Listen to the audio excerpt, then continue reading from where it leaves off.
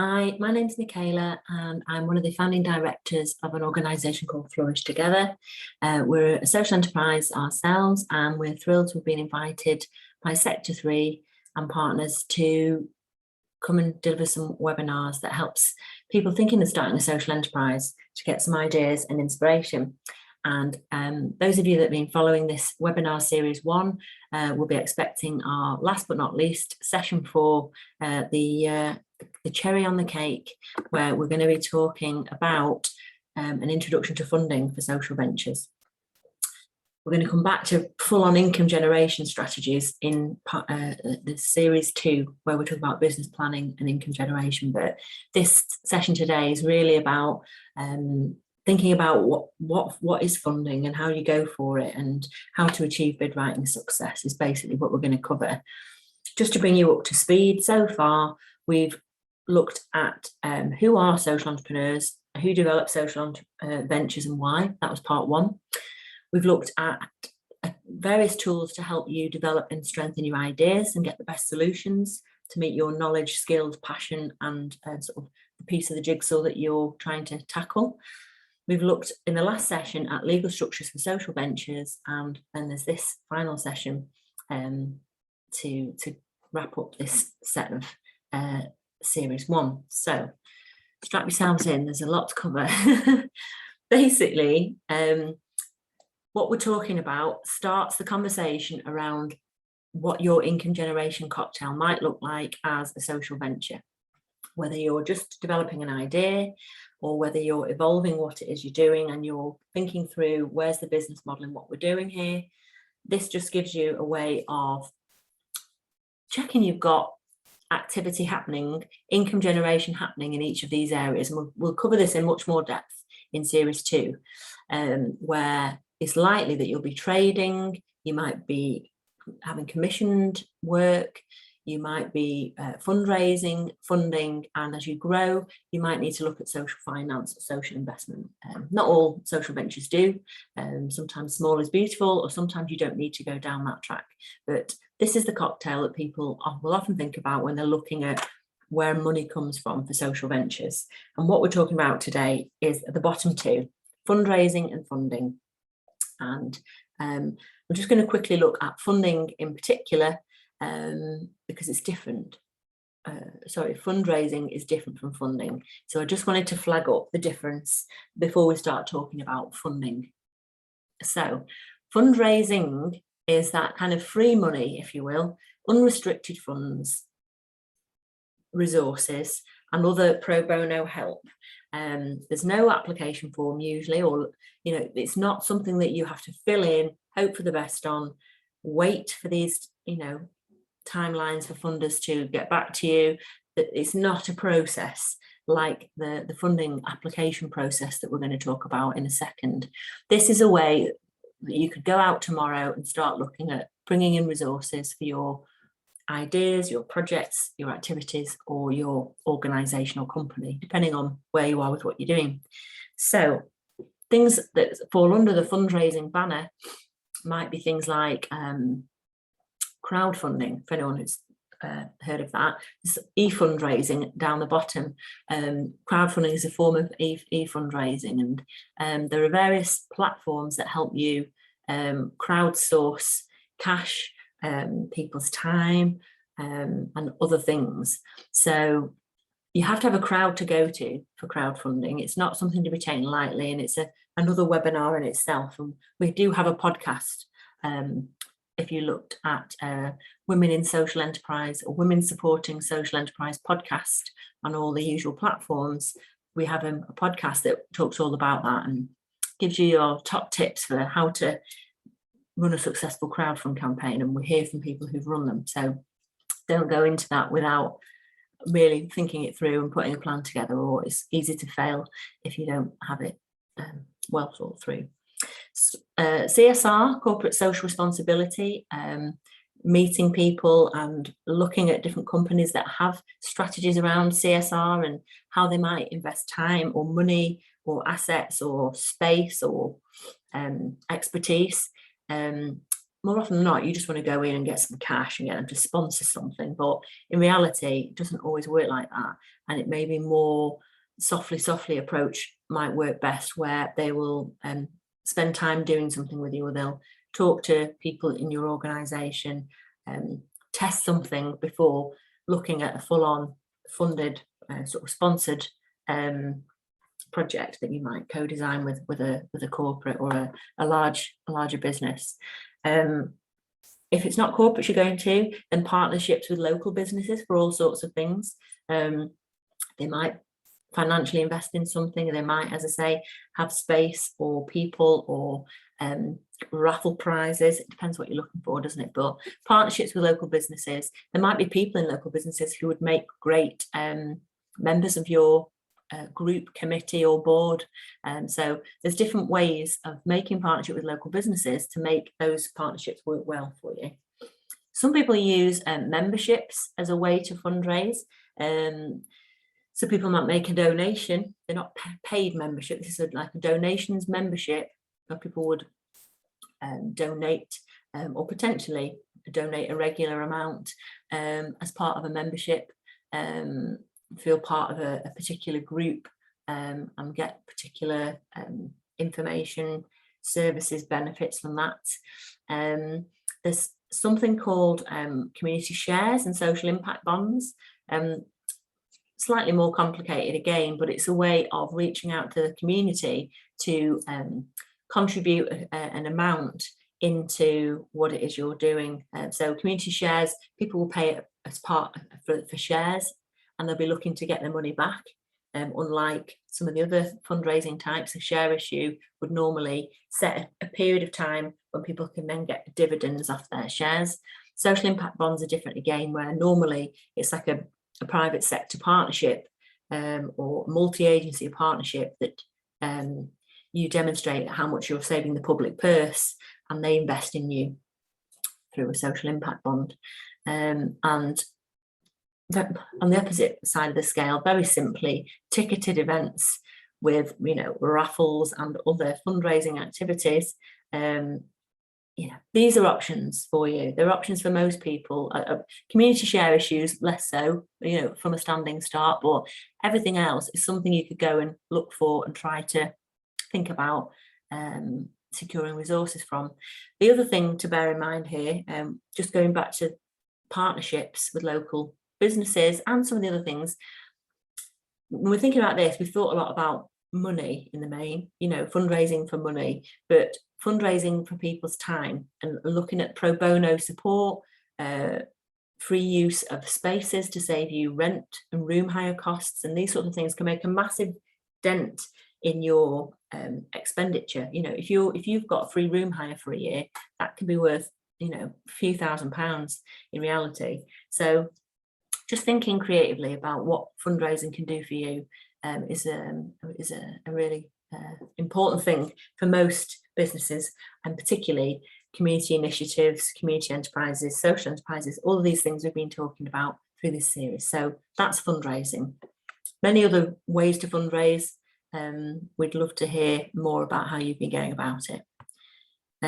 Moving on to what the main meat and the sandwich of this workshop is, funding. What I always say before I start talking about funding is it's hard. It's hard work. It's not straightforward. It can be complicated.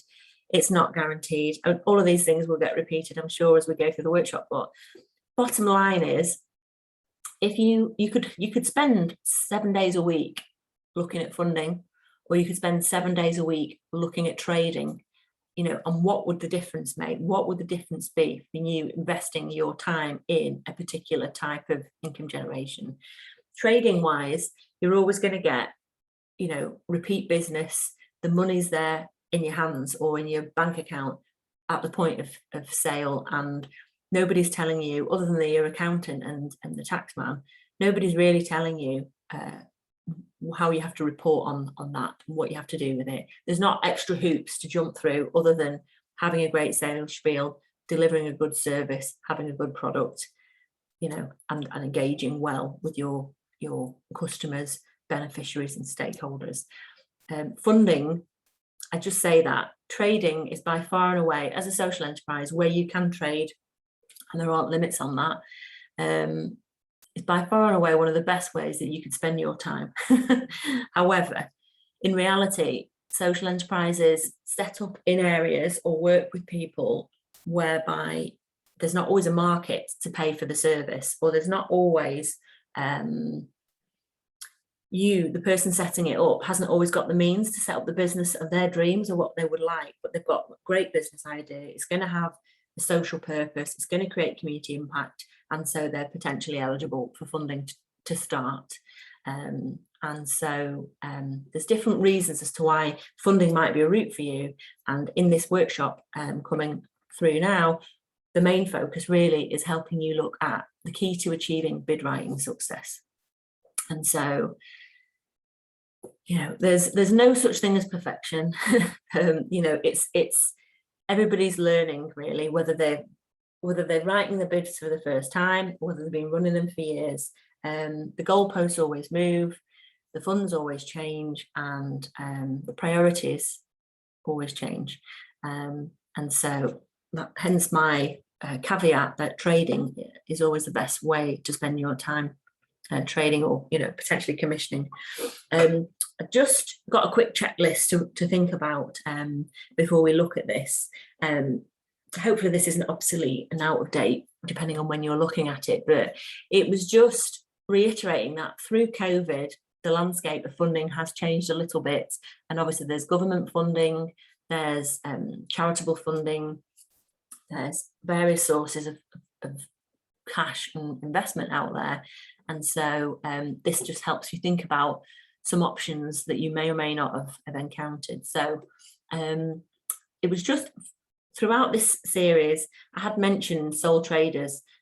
Typically sole traders aren't eligible. You know, so if you're an independent, one-man band, freelancer, sole trader, then there's a good chance you're not going to be able to eligible for much funding starting out as a social enterprise, and certainly running one for some time, because they want to see community involvement and they want to see governance model in the main. And we talked about that in the last session, and I'll recap that shortly. But basically, through the pandemic, there was this thing called the social, what was it? I can't remember now. Self-employment income support scheme. There you go.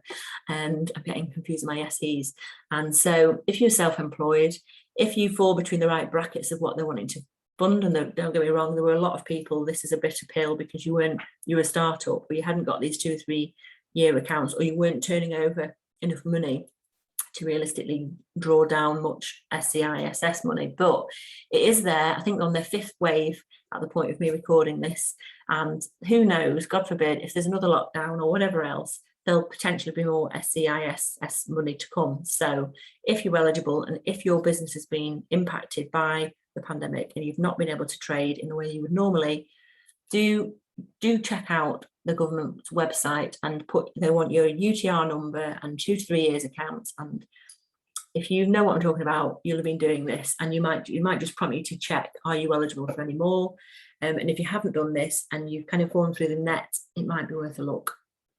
Anyway, other ways of getting resources, local councils. So whilst social enterprises, you know, can't be beholden to local councils, and, you know, it's a postcode lottery, every council's different, it's well worth having a look at what your local council have been looking at. And certainly, obviously, we've been funded here through Sector 3 in Stockport, and so Stockport will have had local discretionary business grants throughout the pandemic. So having a look at what you're eligible for, if anything, and keeping on top of that is worth doing. Social enterprises were eligible for these things. A lot of them have come to a close now, but it's worth keeping on top of you know, what's available in your locality. And as it mentions further down, there are these things called neighbourhood grants as well.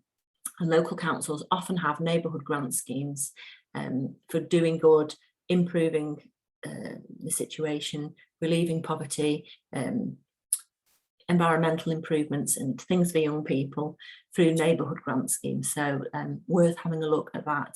And Sector 3 in particular would be a good point of contact as well, to just navigate how to best make contact with your local council, and which department might be helpful for you. But it's worth bearing in mind, councils are big beasts, and there's a good chance if you're running a social enterprise, you're hitting outcomes across a few departments, things like education and skills, leisure and tourism, regeneration, economic development.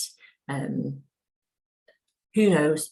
Depends what you're running, doesn't it? But councils, it'd be worth having a look at the how your council's framed and set up, having a look at the different, whether it be adult health and social care, leisure and tourism, the different departments that are there, and having a think about how you make friends with people in those departments, so they're aware of what you're doing.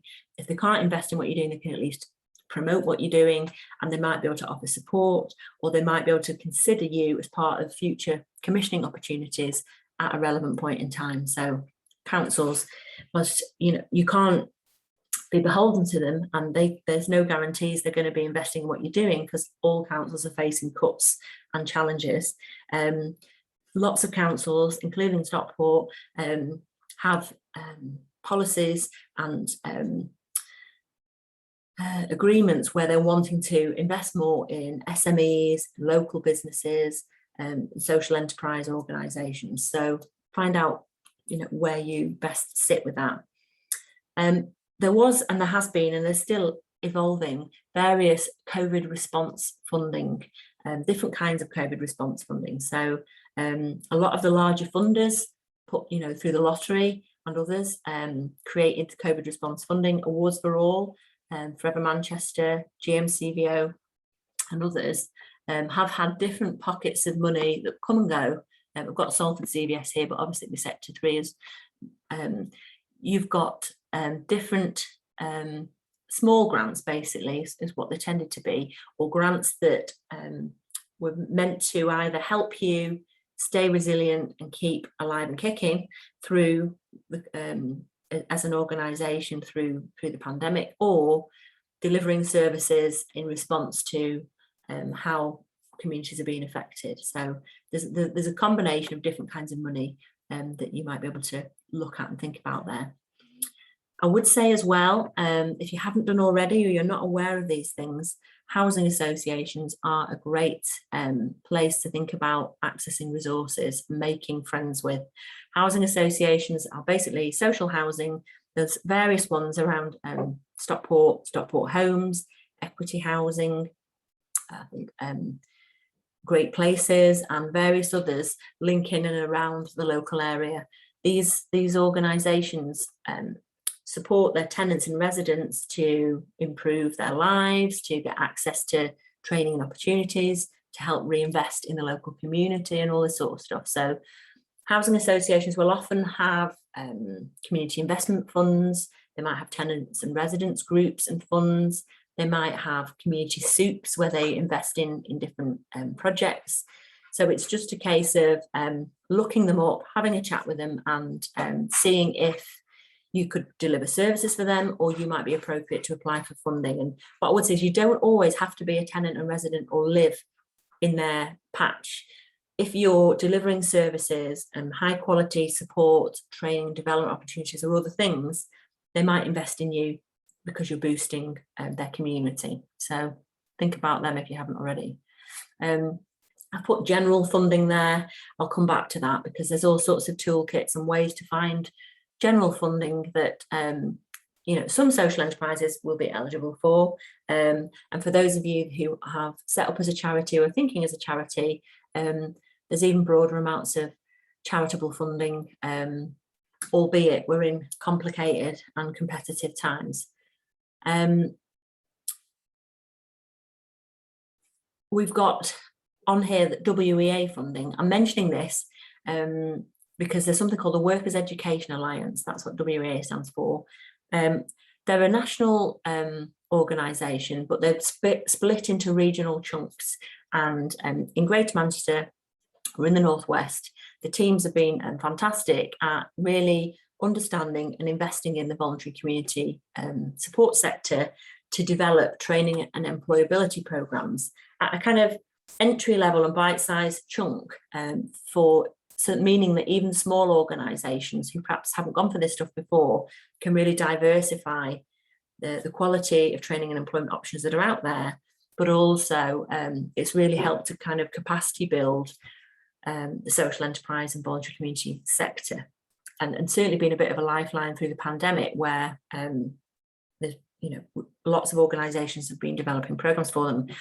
Some of their funding is starting to come to an end because it's European money and they're re-looking at their options. But I would put the WEA, if you're a social enterprise, it's delivering training and employability and skills development support for people who are currently unemployed, or you could put them on your list of people to find out about. Investment options, that really is something we'll cover next time, but it's worth bearing in mind that as well as funding and fundraising, social investment is part of the bigger picture, where you might want to go for loans, or you might be looking for equity investment into what it is you're doing. And so it's just being aware that usually you'd look at investment options at a point of growth, at a point where you knew you could pay a loan back, or an equity investor could see where there was a definite financial return for their investment. It's not for everybody, but it's worth considering. Will you be an organisation that's in the ball pool and wanting to go for that stuff now or in the future? And how can you gen yourself up and become more informed as to how to become investment ready, as they call it? We'll touch on that a little bit through some of these sessions, but just weighing up, do we need to have that on our horizon at this stage would be helpful. I put on here media attention. What are you doing with the media? Are you on social media? Have you ever been in the press? Do you have any relationships with any local papers, or Manchester Evening News, or The Guardian, or national press? It's not critical and it's not key, but it is helpful. And I think thinking about a PR strategy and how you deal with journalists, or how you might put press releases out in future to promote what you're doing, to celebrate success, to campaign for certain things. It's all part of building your track record, building your kudos, raising awareness of what you do, and thinking about how you do and use that will be helpful. And there's courses and ways to get support on this, and we know lots of people who can help with that. So have it on your radar, and it can just be helpful. Media attention can help with funding and fundraising for sure, particularly if you've got targets to hit with fundraising or crowdfunding, or you're needing to develop a building, or you need more volunteers, or you've got new services that you want to get out to the community. Clearly looking at how the press in its various guises, or how social media can help you cascade your message, is really important part of marketing and communications and relationship building. Talked earlier about crowdfunding briefly. It's up here on the checklist. It's a way of getting money. And so thinking about if it's helpful for you to look at crowdfunding, weighing up at what point you might do a crowdfund. As I said before, crowdfunding is something you don't do lightly, and you don't do if you've just started. Believe it or not, you go and do crowdfunding when there's a crowd to go to, when you've got a network of people, or a series of customers, or people who might back you. Basically, crowdfunding isn't something you just put out there in the ether and hope for the best. It really needs a strategy behind it, and anyone can do it, and it's all about how much money you're going for, how quickly you need it, and who do you know who's likely to back it. And couple of quick rules of thumb. I mentioned my podcast earlier that talks about this, but basically it's 80% of the people who fund your crowdfund, whichever platform you choose to go on, and there's just a few talked about there, but 80% of the people who back you will know you personally. It's quite a personal thing, unless you've got some massive target, you've got a big PR campaign, you're going on the One Show and the news to promote it, or you've got some celebrity endorsement. Most people, they're going out to raise, I don't know, a few thousand, between 2 to 10,000 or, 10 to 30,000, it's people who know you who are going to back that. And you have this cocktail of people who will back it at £5, £50 or £500. And it's who are the people who are going to put the money in the pot, and how are you going to ask them and remind them and thank them and involve them. That's crowdfunding in the main for most people. And there are other strategies and other ways to look at it, but that's how the majority access this stuff. Different platforms for different things I'll talk about another time, but ultimately it's who you know who are going to pledge into that crowdfund, and you need to have at least 20% of your total target in the first week. So it's like you do a lot of the donkey work before it starts, get the money looking like it's in the pot in the first week, so that it then snowballs. Your early adopters then inspire everyone else to put their hands in the pocket and hit the target. That's the principles.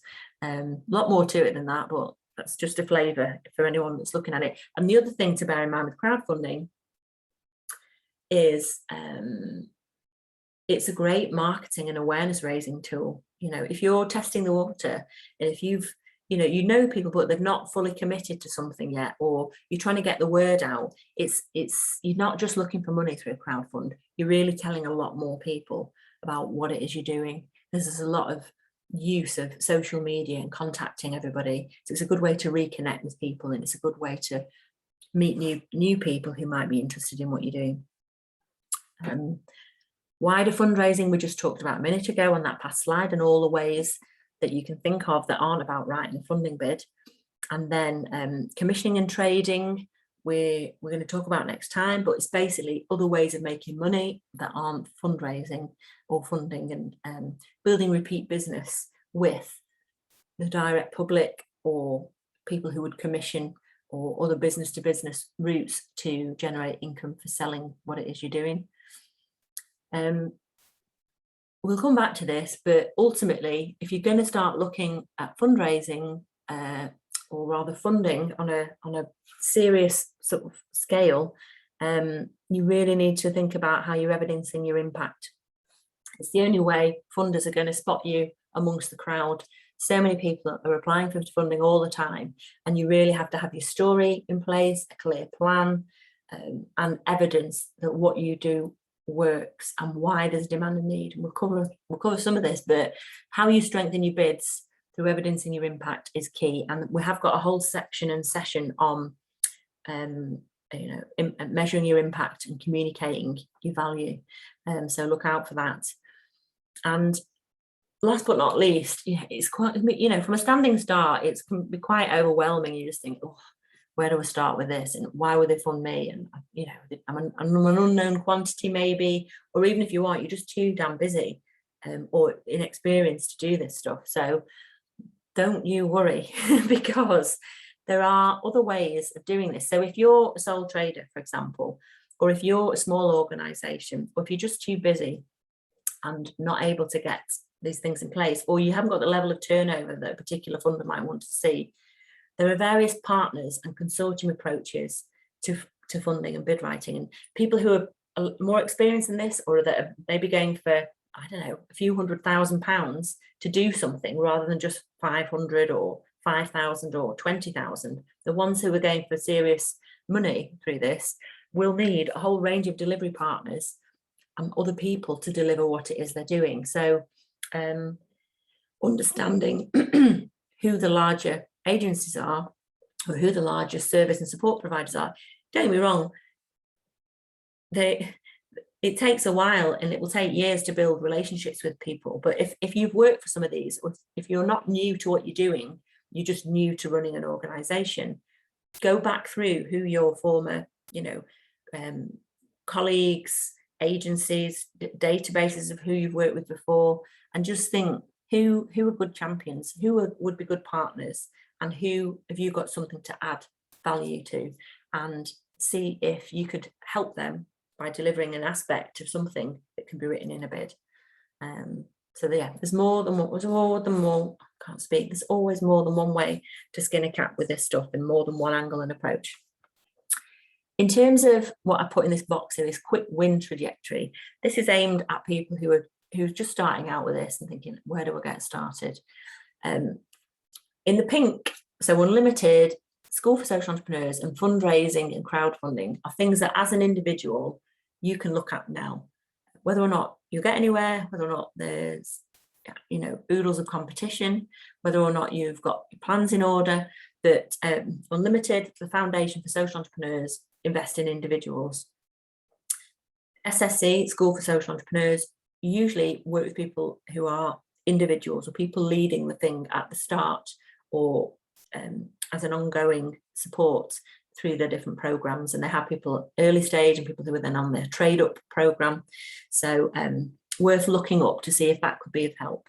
And then, as we said before, fundraising is something you can start from the off. And obviously Flourish Together, the organisation I work for, works with individuals, and we have small seed funding amounts for individuals, mainly women as a force for social change is what we reinvest our profits in, but we're good at plugging people into different options and opportunities.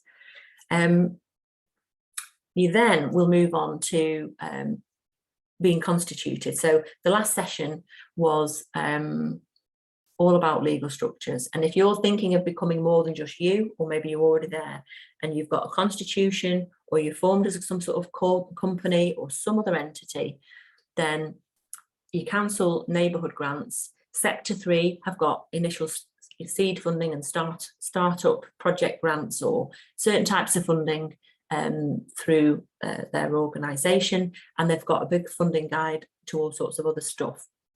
So once you've got that constitution or memorandum and articles of association in place with a bank account with 2 signatories, you're good to go with a whole raft of other stuff, which includes things the CVS Sector 3 might have, housing associations, small council grants, and the Lotteries Awards for All is typically you start for 10. Awards for All is up to 10,000. And don't be fooled thinking, oh, Awards for All isn't just a project fund, but this is where people go wrong. And don't get me wrong, when you first get going, you just want money to cover the project.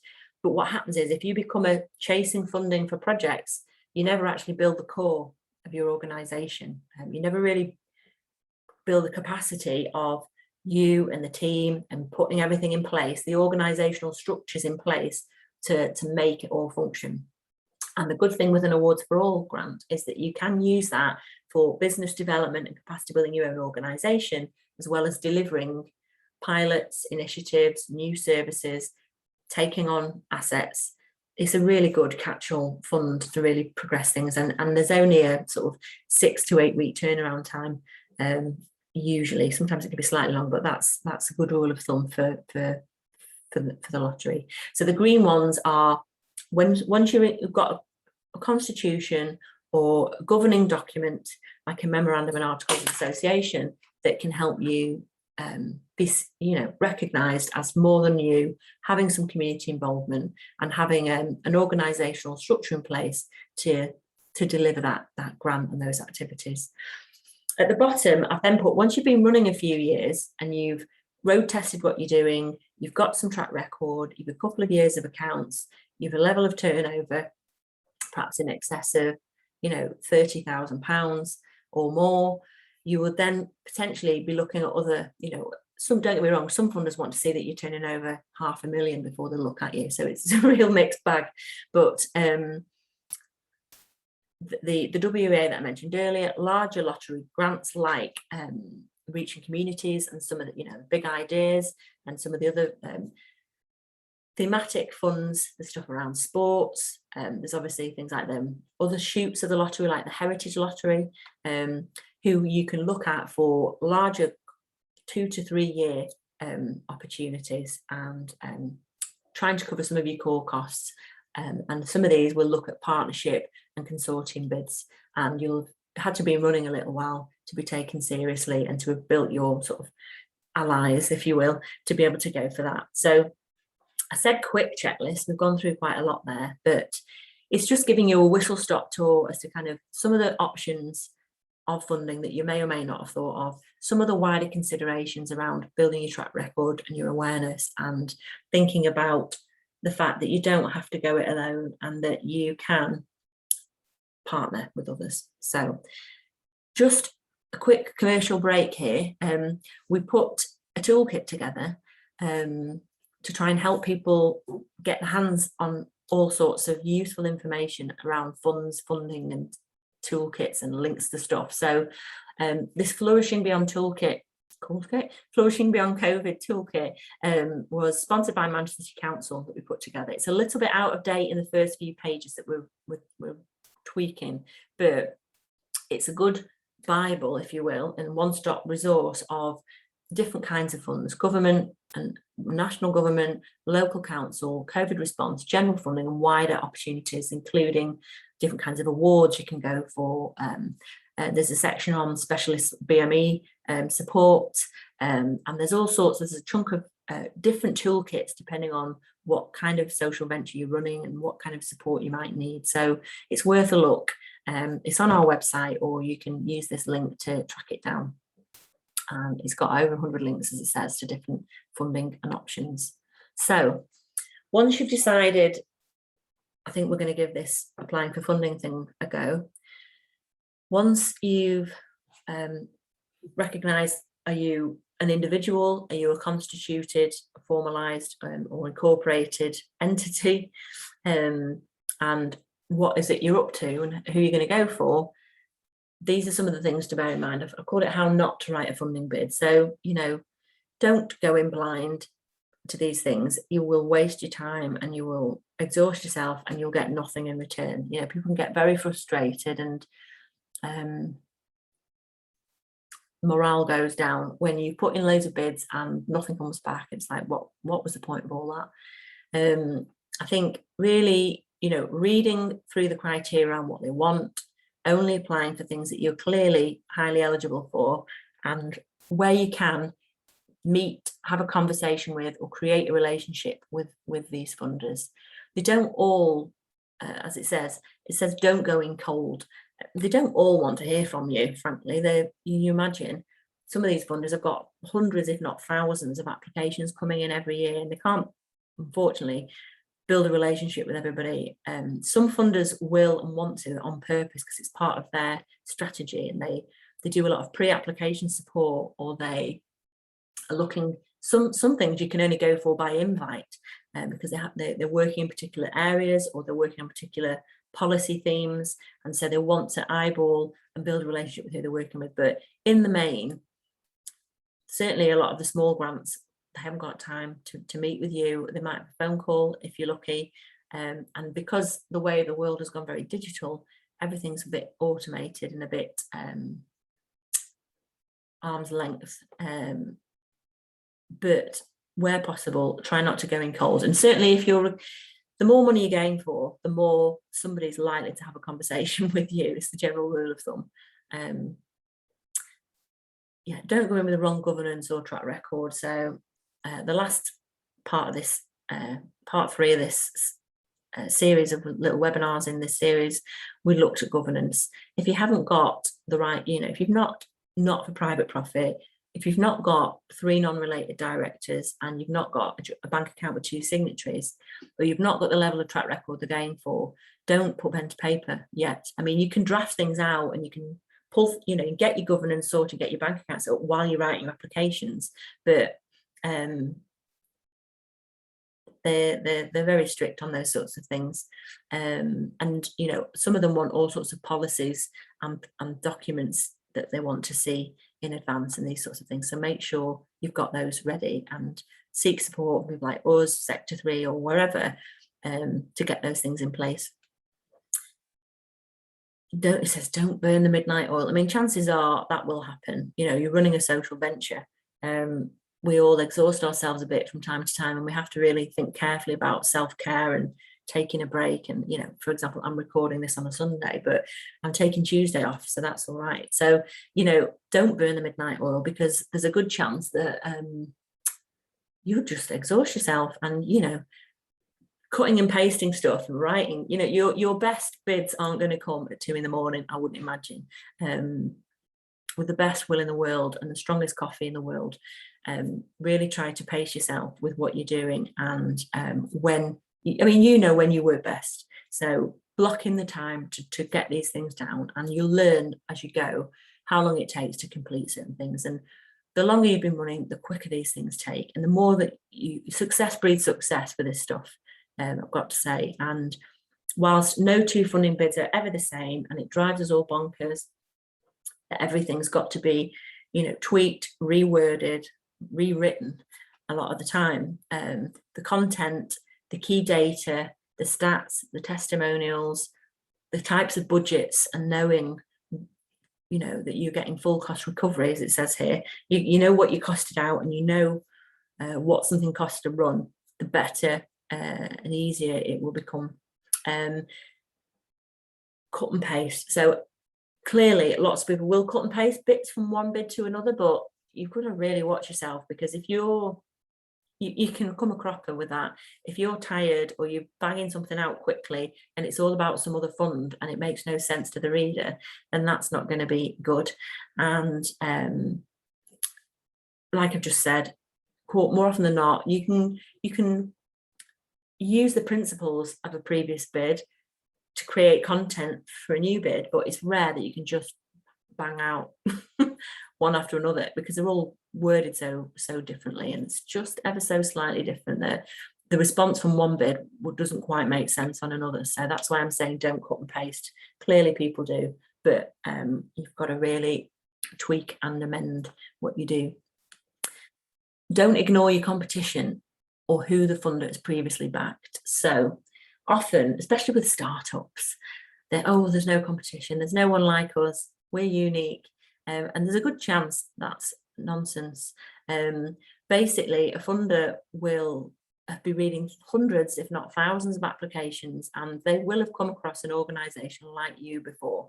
They will have come across your competitors potentially that you are aware of.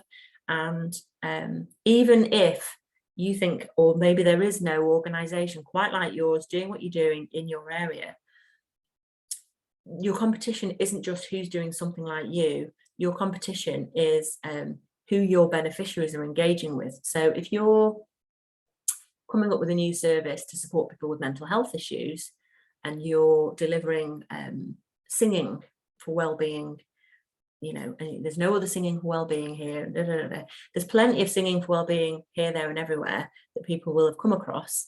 And also, why singing for well-being? That there'll be arts for well-being, there'll be mindfulness, there'll be forest bathing, you name it, and they're your competition. Whoever people with mental health issues are accessing to improve their whatever mental health, their skills, their connection to others, their access to work, whatever you're supporting, there's a whole raft of other organisations. So don't ignore that. Do work out what's unique about what you're doing and why. Do work out how your impact really works and really makes the difference. And you'll soon see, if you have a look back through who the funders backed previously, as to what they're likely to fund. So have a look at that. I just touched before on this thing called full cost recovery. If you're working in if you've been working in what you're doing for a while, you'll understand that what happens is at the start of what you're doing, you can only put together a budget based on to the best of your ability. And what you'll realise is you'll miss things out.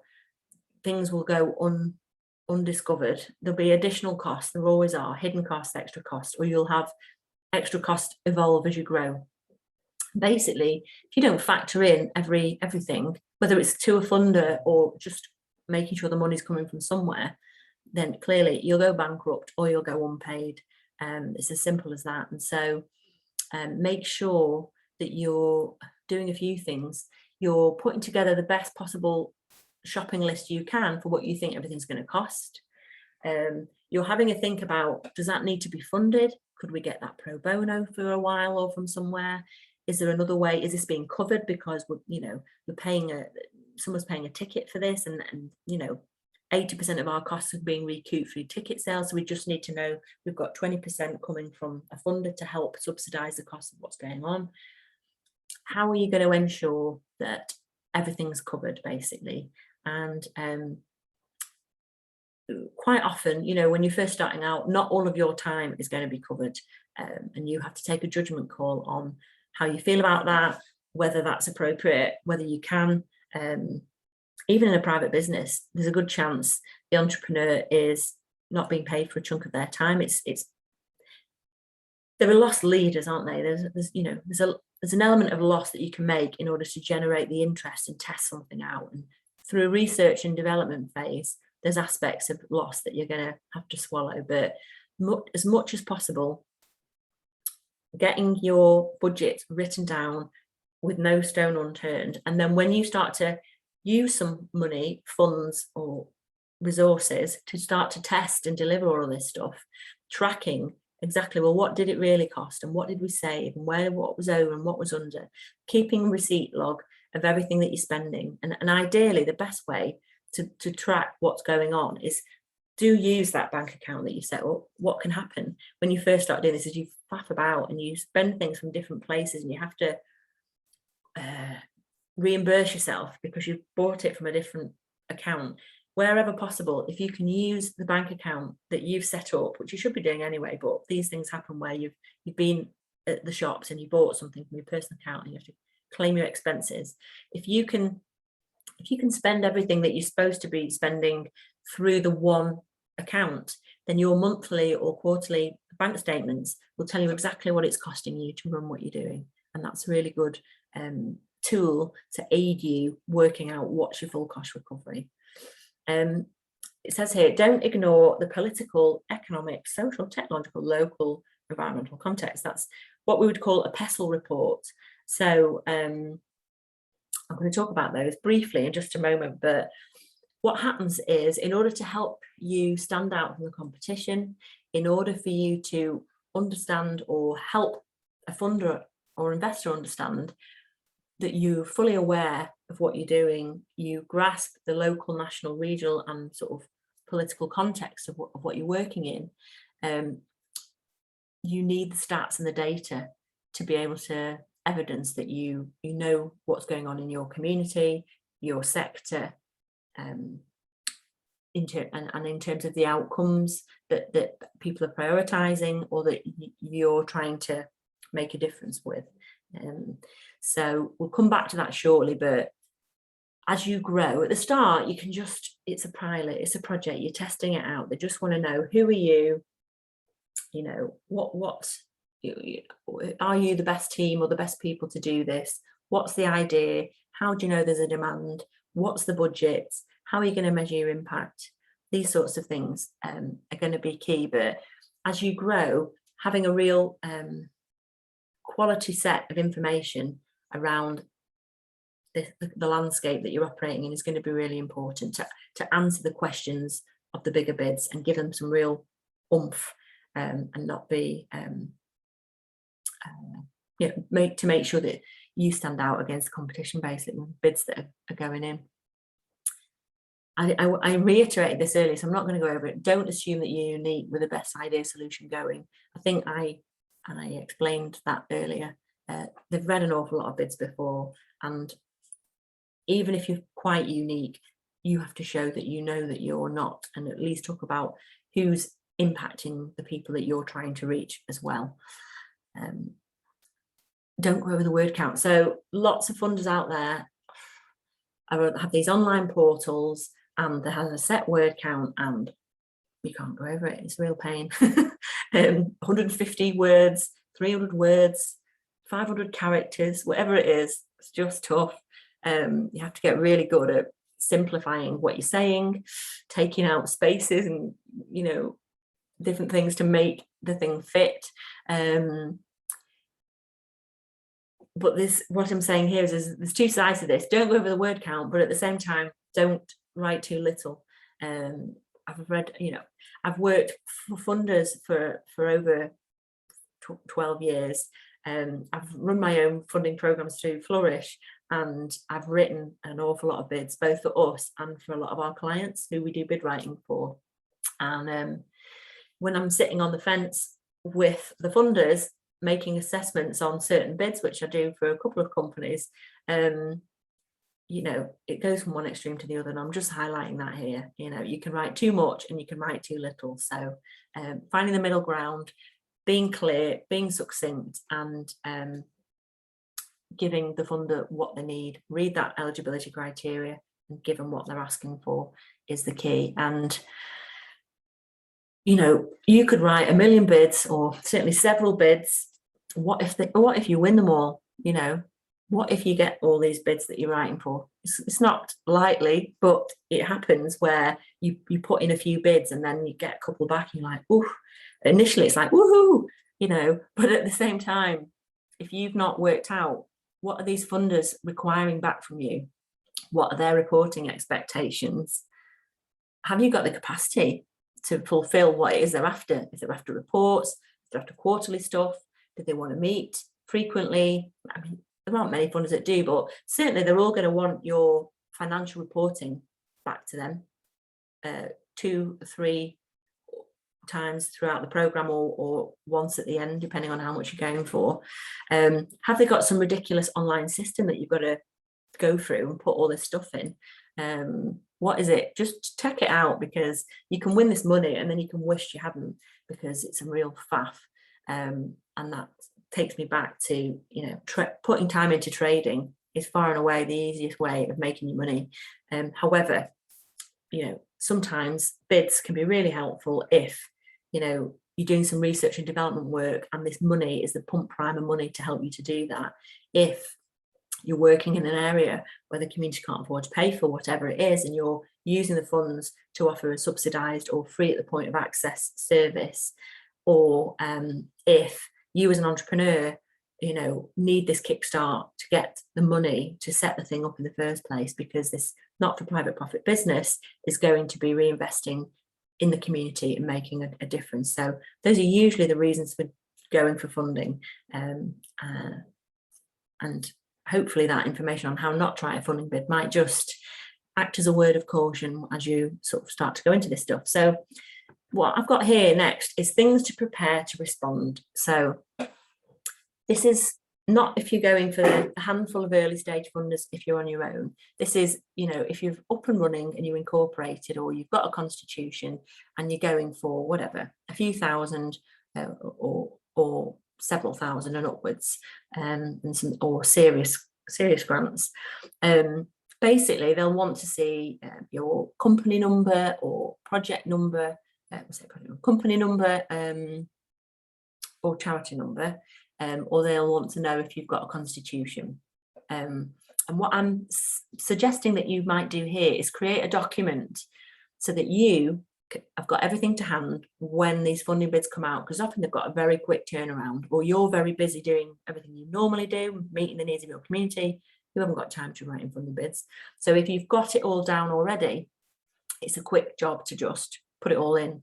Or even better, you might have some volunteers or some additional support, or buying in a bid writer, or somebody else, another trustee or board member, or who you can delegate to. And certainly when I work with organisations and they buy me in for a handful of days or however long to get some bids together, I prepare this for them so it's there if they haven't got it already, because it's important. Making sure that you've got the core information that you can put in the application. Some applications will want to know more about your directors and your team and their skills.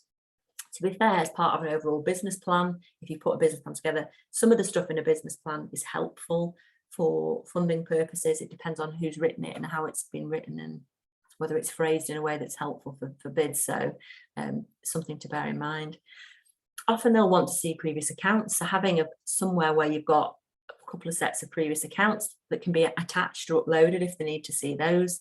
They might want to see, as I say, your management accounts. They might want to see future projections if you're going for larger money, and they'll want your bank details, and they might want to see a bank statement. So it's a case of having a folder with all these bits, either a document with everything written down and a set of whatever, your bank statements, certain policies and procedures that they might ask. You might want to see if you've got a health and safety policy, an equality and diversity policy, volunteer policy, safeguarding. I mean, you name it, there's all sorts of policies that they might want to see, but these are the standard ones that if you're going to national funders, or if you're going to certain larger amounts of money, they might want to see. And these are just usually standard template documents that you look at and you tweak and you amend to suit your organisational needs. They'll want to see you've got insurance in place. So your first funds, you might actually be applying for insurance as part of the bid. You might not have it yet, but you as long as you let them know you're going to get it, or you've got it, or you've put it in the budget as an early stage thing, that's okay. But they might want to see your certificates showing your public liability insurance, potentially professional indemnity insurance if you're offering advice or guidance in any way. They might want to see employers insurance if you're at the stage where you're going to be employing or team members or contracting work out to freelancers or other organisations. So something to think about. They might want to see, or I would suggest, because I'm big on social value measurement, having your social value report and information together. As I say, we have a session coming up on that. A PESTLE report that's got all these links to information to help you pull in the evidence of why there's a need for your project, or the evidence of what national or local perspectives are on what it is you're doing and why what you're doing ties in with policy and local and national need. Within, as I said before, within your set of information that you pull content from to write your funding bids, whether it's you or whether you're delegating it out, having some previous bids, that can be amended and repurposed, as I say, not cut and paste, will be helpful for you or your team who does this with you. And it's just worth thinking about what your online presence looks like, because some funders will look at that. Don't get me wrong, lots of funders haven't got the hours in the day or the manpower to start scanning through loads of stuff and looking at your website and looking at your Twitter feed and anything else, but some will. And especially if they're a bit unclear about something, or they want to know that you definitely exist, or they want to check and clarify something, they will potentially look at your social media accounts and your website just to get a feel for your culture, or that you're authentic, or that you do what you say you're doing in the bid. So you might not have that set yet, and that's not the end of the world. You can get help to do that, or you can make a start with that. But just realizing that funders do look at this stuff is probably useful to know. And a while ago, Unlimited, who I've done quite a lot of work for in the past, they put together a really good blog that you could Google or look up, and it was about getting your ducks in a row in applying for what they were calling emergency funding. So this there's another round coming out now, actually, for anyone that sees this soon, called the Social Enterprise Support Fund. There's other funds and there'll be other things. It's coming out, and there are a few deadlines on this, so it's a pertinent thing. And they put out this blog to help you, and it pretty much says what I've just said and a little bit more. So there's plenty of help and guidance out there to help you plan and get organised for this stuff. So we're on the homeward stretch now. I just wanted to come back to this PESTLE report stuff I was on about, because people might think, what is that? How do it's all well and good saying you want to know the political, social, technological, environmental, local and economic aspects to what you're doing, but what does that really mean, and where would you find the data in the first place? So this jumbled slide is trying to give a sense of how you might find this information out. So most social enterprises have got some sort of health and wellbeing outcomes as part of what they do. And over here where it says NHS, DFE, BIS, that is, the sort of business and sort of industry department of the government, Department for Work and Pensions. Basically, the government have got 1 million reports for 1 million things, and for every aspect of what it is you might think you might be doing, whether it's up to date, whether you agree with it, is another matter. But do have a look at the industry and the government departments for the kinds of work that you do. So the NHS, clearly, if you're in health and wellbeing, there's lots of social enterprise are. Department for Education, if you're in training and education, and Department for Work and Pensions as well, if you're working with different people in terms of getting people back to work or working with older people. Basically, they've had consultation after consultation to map, understand and work out what their national policy and what their national strategy is on this. And that saved you an awful lot of legwork and time, because they're telling you what they're doing, they're telling you where the gaps are, what the need is. You just have to walk in and say that you understand it, speak the language, which is a big part of learning how best to approach these people. And the reports are all sitting there for the taking in terms of what the challenges are, what the priorities are, where the money is, how much investment the government's putting into this stuff. So go and have a look, it's all there.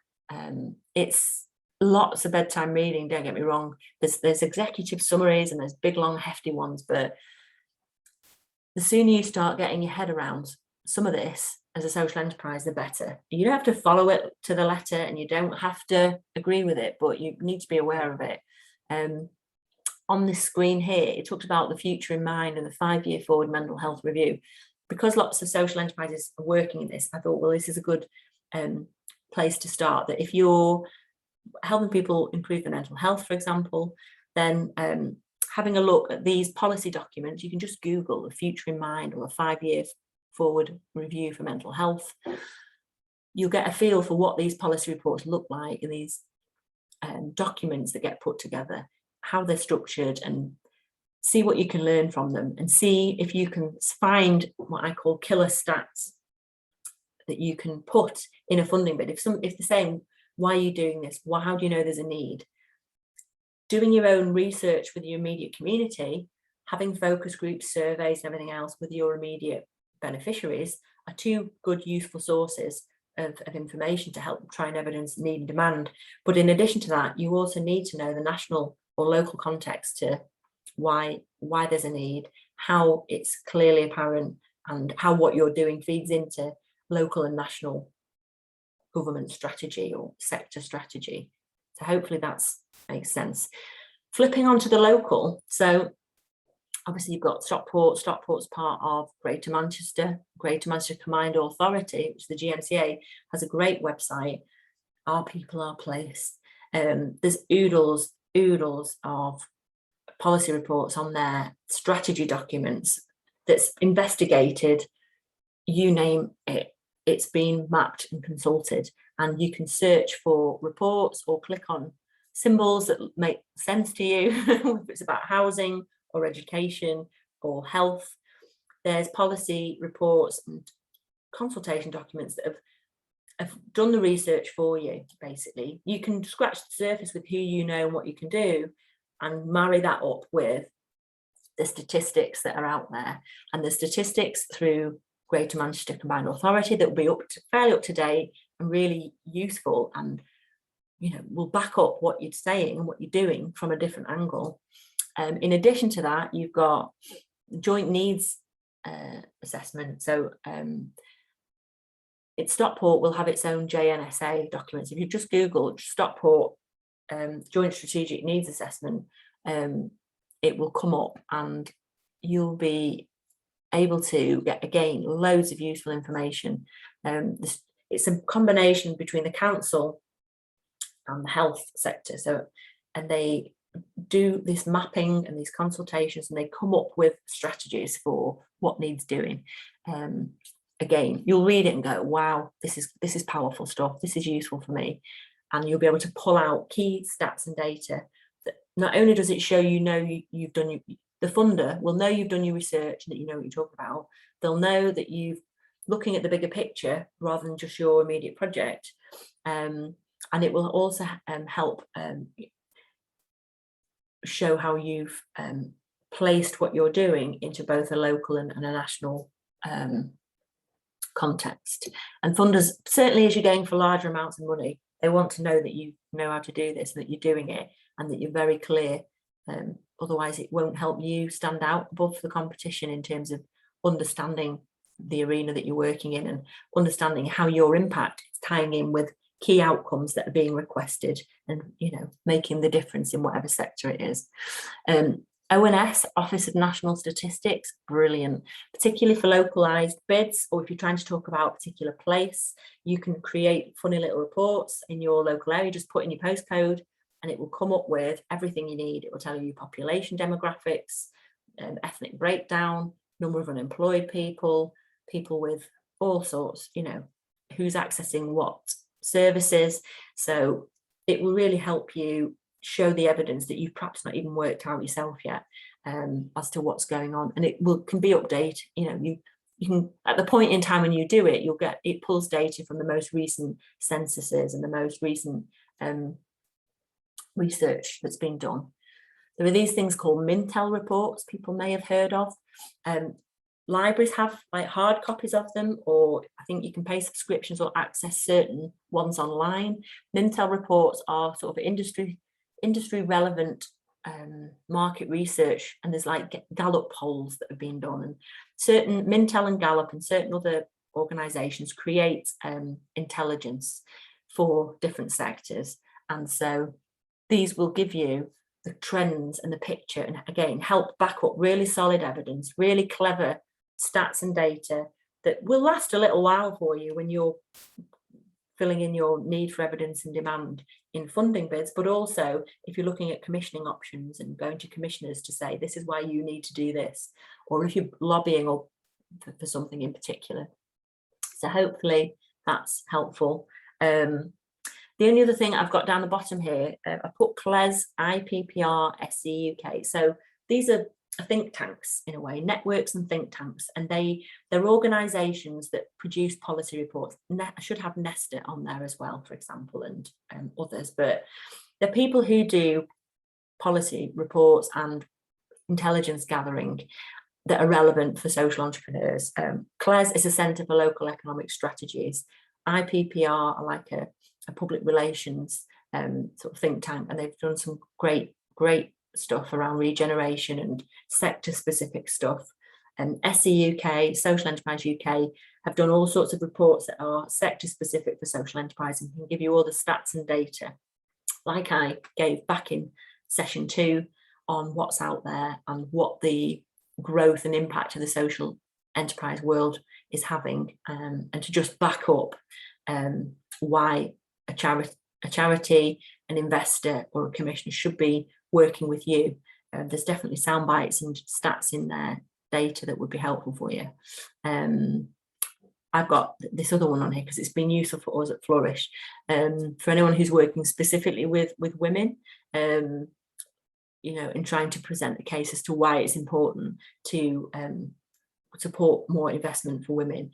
Currently, for every £1 of investment of venture capital in the UK, only a penny goes to all female founder organisations. So that's only a penny in every pound. The rest goes to either 89 pence in every pound goes to all male, and then there's 10p going to mixed. But that will only be relevant for you if you're working with women, but I'll leave it on there because it's important to know about. Right, I think we're nearly there. We're nearly at the end of our session. All as I was going to do before we wrap up was to just think about, what do you do when you get rejected? Because it happens, you know, there's no such thing as perfection, as I said at the start. And first thing is, don't take it personally. It's a highly competitive world, applying for funding, and the funders can only fund a small fraction of the applications that they receive. Do seek feedback where you can get it. Some funders, like the Awards for All, give you really good rejection letters where it tells you exactly where you went wrong, and you can actually rectify, adjust, improve and strengthen your applications and put them back in. And you know, we've done that. Flourish have been rejected, tweaked it and reapplied, and that's worked. So that's why I'm putting here, do reapply, you know, an improved plan, more evidence, improved budget, stronger partners. Don't, you know, spit your dummy out and never go back. It's better to reapply to a funder that you've been rejected from, because they kind of come across you and they'll have a sense of things, or they'll, you know, then sometimes it is to just go in cold somewhere else. So that said, do call or email somewhere before you reapply to check that you can. Some funders won't let you reapply within a time frame, or some funders rejected you for a good reason and that you can't, you're not going to be eligible, or you know, find out why before you go back somewhere. Don't write them on your own, basically. Get a colleague, peer, trusted contacts, whoever you can, to critique, you know, mentor, get people to critique and review and give feedback, you know, an extra pair of eyes and ears, basically. As I've said, you know, do rehash and reuse content, even from rejected bids. Just because something's been rejected doesn't mean it wasn't any good. You just didn't, you know, you got pipped at the post, or didn't have the right angle for that time, or wasn't suitable. Doesn't mean that the great data and those great chunks of information and the paragraphs about what you're doing and why and who's delivering what, you know, who's part of your team, will all be useful again. And so do, you know, and those budgets that you've written for a particular project, you know, still needed, so you can still reuse things that you put together. You just rework them and evolve them. I'm coming to this in the next set of webinars, but do develop a wider income generation strategy. As I've said all along, you know, repeat custom from trading beats bid writing any day of the week. And as I've said, you know, fundraising, you know, it can try and make it fun. I know that sounds odd, you know, fundraising can be more fun for sure than writing bids, you know, going out and running events, designing crowdfund campaigns, building relationships with local businesses. You know, it can be more fun and build your market and bring other you know, benefits that you haven't thought of with less strings attached than you know, writing bids can do. So do bear that in mind as to which approach you're going to take when you're looking at getting resources for things. And you know, if at first you don't succeed, do try again, and get some rest in you know, in between times, and talk to other people, and find out how other people have been successful at what they're doing. And people will often be quite generous with, you know, if they've got a successful bid, as long as it's anonymized, they might share the content of what they've done. I've worked with lots of people and shown them how we've written bids and what's been successful and what's not. And it's all part of learning and training and building relations with people. So think about who you know who's been successful with this stuff, and would they share with you a copy of something, or would they look and review something you've written to see if, you know, it could be improved. We're quite generous, really. I know we're all busy, but we want to see people do well. So that is the end of this session, the end of this series 1. And as I've said previously, questions, thoughts or comments, you're more than welcome to contact me directly, me or a member of our team. We'll get back to you. We can catch us on social media for different things. We're often sharing information about bids and funds and training and learning opportunities. We run our own events and networking events, and collaborate with others to do that. And we'll promote those through our Eventbrite page. And last but not least, Sector 3, who have resourced and put together the webinar program that we've got here as part of their support for social enterprises, are online, accessible. They've got a great funding resource that you can have a look at in relation to this webinar. And they've got a team of people there who might be able to answer queries or offer feedback on certain things, or signpost you to other training and development opportunities. So do get in touch with them if you think that can be helpful. And I hope you found this series useful. Do give us some feedback to us or to Sector 3, and look out for series 2. We're going to be looking at business planning and income generation strategies. And then last but not least, we'll be looking at social value measurement as well. So good luck with it all, and do get in touch if you need any support. Thanks.